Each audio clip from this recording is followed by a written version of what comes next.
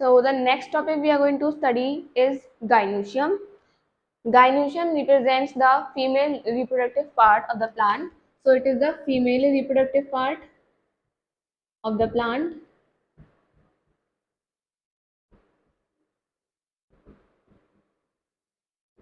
ठीक है बच्चों, अब गाइनोशियम के अंदर या तो एक ही पिस्टल होगा या फिर मोर देन वन पिस्टल होगा, क्योंकि मैंने आपको बताया था गाइनोशियम तब बोलते हैं when pistils are present as a unit.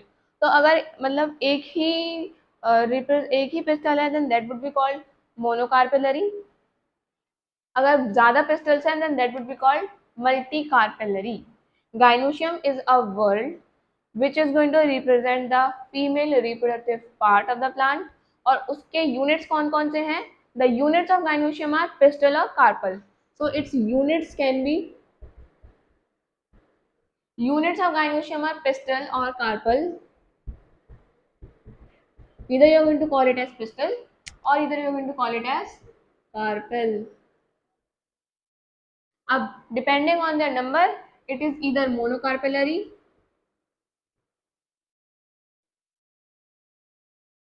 or it is multicarpellary.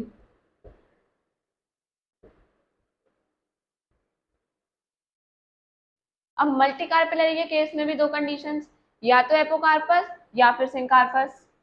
तो मल्टीकार्पेलरी के केस में भी हमें दो कंडीशंस मिलती हैं, या तो एपोकार्पस होगा otherwise it would be syncarpous. What does these terms mean? Apocarpous means free pistils, pistils का जो टॉप होगा that would be free, and syncarpous means fused, मतलब ये आपको अलग से दिख जाएंगी ऐसे। तो this will be the apocarpous, क्योंकि आप देख रहे हो that these pistils are free, इनके टॉप पे ये पिस्टल्स कैसी हैं? फ्री हैं। बट सिंकार्पस के केस में ये फ्यूज्ड हो जाएंगी कुछ इस टाइप से। तो दैट वुड बी सिंकार्पस कंडीशन। अब एपोकार्पस कंडीशन का एग्जांपल क्या है? माइशेलिया। एंड सिंकार्पस कंडीशन का एग्जांपल कौन सा है? पेपेबल। इसको लर्न जरूर कर लीजिएगा, क्योंकि हमारे एनसीईआरटी की जो डायग्राम है उसके नीचे इनका एग्जांपल दिया हुआ है, डायरेक्टली बुक में टेक्स्ट में नहीं मिलेगा, तो इसको वहां से पिक किया मैंने। तो एपोकार्पस और माइशेलियासी ए एम से याद कर लीजिए, A M, A for apocarpous, M for Michelia, और दूसरा तो पेपेवर और एस पी से याद कर लीजिए, सिंकार्पस पेपेवर। ठीक है, तो ये ऐसे लर्न हो जाता है। The coming on to the parts of pistil, तो पिस्टल के भी तीन पार्ट्स होते हैं which we had already represented in the diagram of flower, और यहाँ मैं बता देती हूँ आपको। The top or the receptacle or the landing platform, that is the stigma. This slender tube is called style, leading to ovary, that is the swollen or basal part of the pistil. Stigma is the landing platform for the pollen grains, और क्योंकि pollen grain को वहाँ पर होना ही चाहिए for bringing about fertilization, इसलिए जो stigma होगा वो कैसा होगा? It would be sticky. So the stigma is sticky and landing platform for the pollen grains. Then there is a style. Style के थ्रू जो मेरी pollen grain है वो ओवरी के अंदर पहुंचती है। ठीक है, coming on to ovary. Ovary के अंदर ओवेरियन कैविटी है। Ovary is the swollen basal part. It is the swollen basal part. Stigma के मैं भी लिखवा देती हूँ, sticky and landing platform for pollen.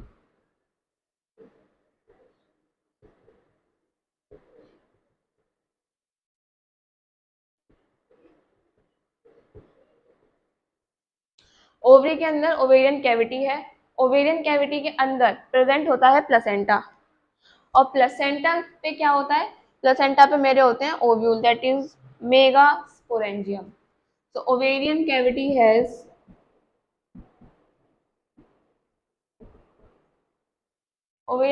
has placenta, and placenta के अंदर क्या है? ओव्यूल्स। ठीक है, तो प्लेसेंटा के अंदर ovules,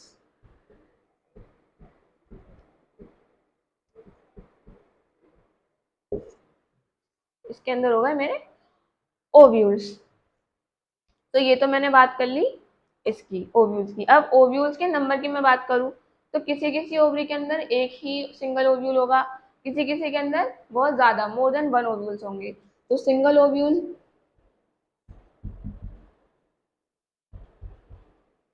and multiple ovule.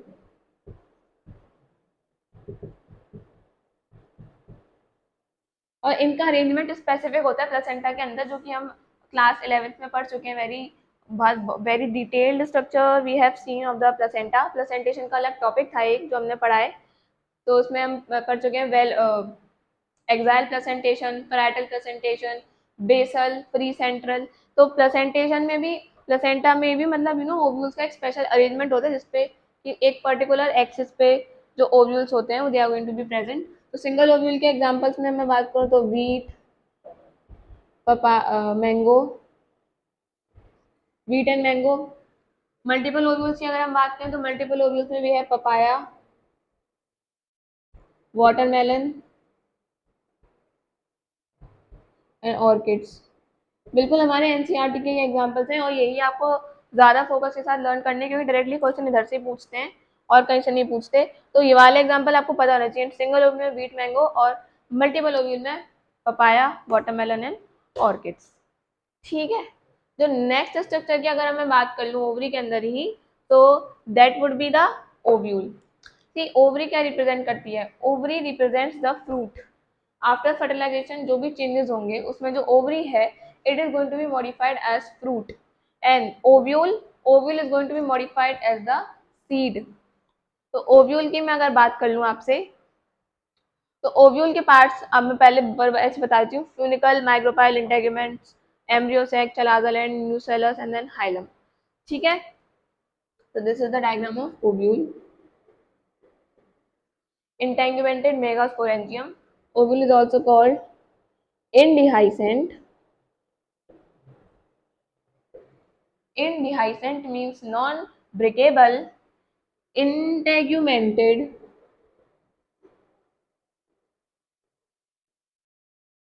megasporangium.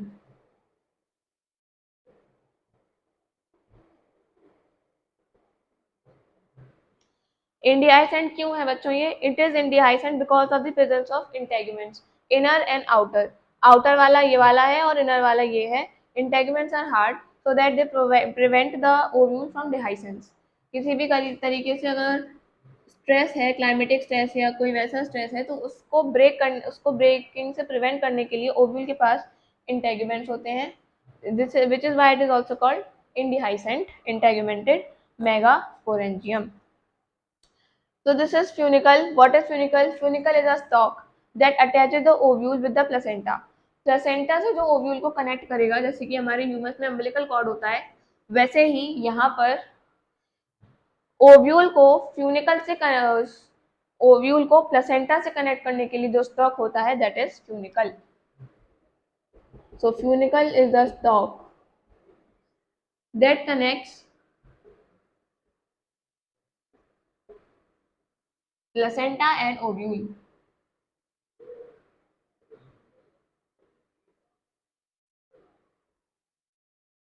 Next is hilum. What is hilum? Hilum is the point or region where the funicle fuses with the body of ovule. तो जिस पॉइंट पे मेरा फ्यूनिकल और ओव्यूल फ्यूज कर रहे हैं या मीट कर रहे हैं that is hilum. so hilum also represents the junction between funicle and ovule. So it is a junction between ovule and funicle.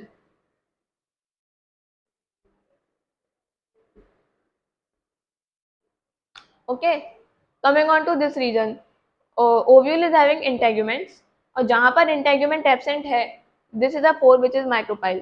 So integuments are absent at the micropylar reason. और micropyle reason है क्या? Micropyle reason से मेरा pollen tube जो है that is going to enter, like germination, pollen germination हो गया यहाँ स्टिग्मा पर, ये पॉलन ग्रेन है तो यहाँ से पॉलन ट्यूब ग्रो करेगा फॉर फर्टिलाइजेशन। तो जब ये पॉलन ट्यूब यहाँ से ग्रो करेगा तो ये एम्ब्रियो सैक के अंदर घुसेगा कैसे, ये ओव्यूल के अंदर कैसे एंटर करेगा? Through this micropyle. ऐसे ग्रो करके ये माइक्रोपाइल के थ्रू एम्ब्रियो सेक में एंटर करेगा। तो integuments are the protective coverings of the ovules. Integument में दो पार्ट होते हैं, outer and inner. Outer called testa, inner is called tegmen. Outer integument and inner integument, the outer one is called testa and the inner part is called tegmen. And integuments after fertilization will be modified into seed coats. Again the protective function is they are going to serve the protective function. Integument के अंदर जो भी homogeneous mass of cells दिखेगा that would be called nucellus. Nucellus is a nutritive tissue. It is a homogeneous mass of the parenchymatous cells.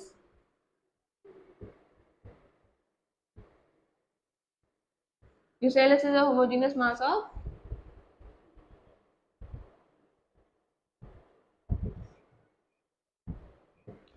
parenchymatous cells.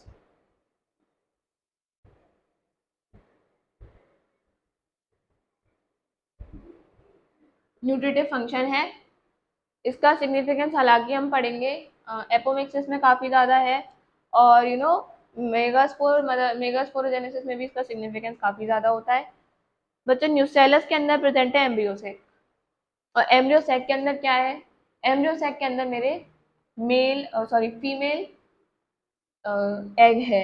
Embryo sac के अंदर female egg है and secondary nucleus present होता है। तो fertilisation के लिए जो पोलन ट्यूब होता है वो माइक्रोपाइल के थ्रू एंटर करता है और मेरे एम्ब्रियोसेक के अंदर ही जाता है, so that fertilization can take place because the female egg is situated inside the embryo sac. तो embryo sac के अंदर फर्टिलाइजेशन होती है और इसके अंदर क्या है? एग एपरेटस है। पढ़ेंगे एग एपरेटस को भी बहुत जल्द, ठीक है। एग एपरेटस एंड माइक्रोपाइल के ऑपोजिट जो भी है that is chalaza. one pole is called micropylar pole, the other pole is चलागल pole. जहाँ पर integument absent है that would be the micropylar pole, और जहाँ पर present है integument that would be the चलागल. चलागल represent the basal part of ovule. चलागल represents the basal part of ovule.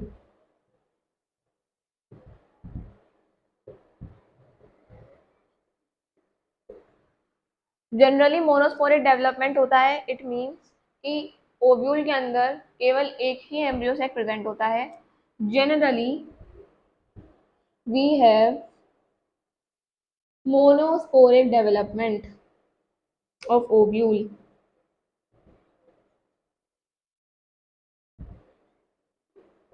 What do you mean by monosporic development?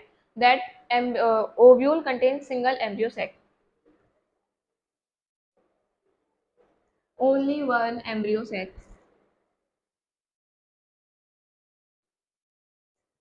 सबसे पहले monosporic development किसमें observe किया गया था? पेपेवर।